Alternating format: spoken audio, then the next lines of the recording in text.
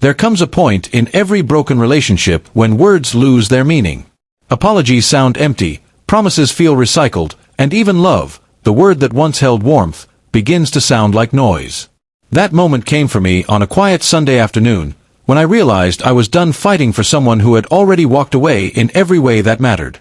Her name was Lily. We had been together for 6 years, through small apartments, tight budgets, long nights, and laughter that once made every struggle worth it. But over time, something shifted. The warmth faded, replaced by distance, excuses, and a kind of silence that filled the space between us like a fog. I noticed the change first in her eyes. They used to light up when she saw me. Now, they flickered, polite, distracted, elsewhere. I asked her once if something was wrong, and she brushed it off with a half-smile. "You're overthinking," she said. "But hearts know. They always do." Late at night, I'd hear her phone vibrate. She'd turn it face down, saying it was work, or a friend, or nothing important. I wanted to believe her, I truly did, but belief without honesty is just self-deception. One evening, after another long silence at dinner, I asked, "Are we still us?" She looked at me like she didn't understand the question. "Of course," she said automatically, then went back to scrolling through her phone. That was the moment I realized I'd lost her, not physically, not officially, but emotionally. The part of her that once belonged to our shared world had already drifted away. Days passed. We spoke less. She came home later. She smiled at strangers more easily than at me. Then one evening, a friend mentioned seeing her with someone else. Not proof, just suspicion. I didn't ask questions. I didn't go through her phone. I didn't follow her. I simply stopped trying. The next morning, I packed a small bag. A few clothes, my watch, and the old photo we took on our first road trip, the one where she had her head on my shoulder, eyes closed, laughing in the wind. She came out of the bedroom, surprised. "Where are you going?" she asked, her voice half concerned, half annoyed. I looked at her, really looked, and realized I didn't have the energy for explanations. She knew what she had done. She knew what she had broken. So I just said softly, "I'm done, Lily." And then I walked away. No shouting. No accusations. No final speech. Just quiet footsteps leaving behind everything that no longer felt like home. As I closed the door, I expected the familiar rush of regret, but it never came. Instead, there was stillness, the kind that hurts and heals at the same time.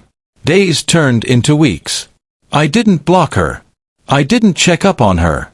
I simply lived, went to work, met old friends, and tried to remember who I was before I started defining myself by her. Healing wasn't easy. Nights were the hardest.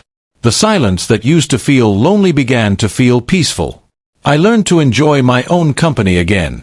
I learned that love, when real, never makes you question your worth. A month later, on a rainy evening, I heard a knock on my door. It was Lily. Her hair was soaked, her eyes red, and her hands trembled as she held the umbrella. "I just wanted to talk," she said quietly. I stepped aside but said nothing. She walked in and stood in the middle of the room, the same room that once held our laughter, now empty but calm. She looked around, tears forming. "It feels strange being here," she whispered. I stayed silent. Then she said it, the sentence that would stay with me for years. "You were my home." Her voice cracked as she said it. The words hung in the air, heavy, raw, filled with the kind of realization that only comes too late. For a brief moment, I wanted to hold her, to tell her I understood, to comfort her pain. But I stopped myself. Because comfort was what she had taken for granted all those years, and I couldn't be that person anymore. I said quietly.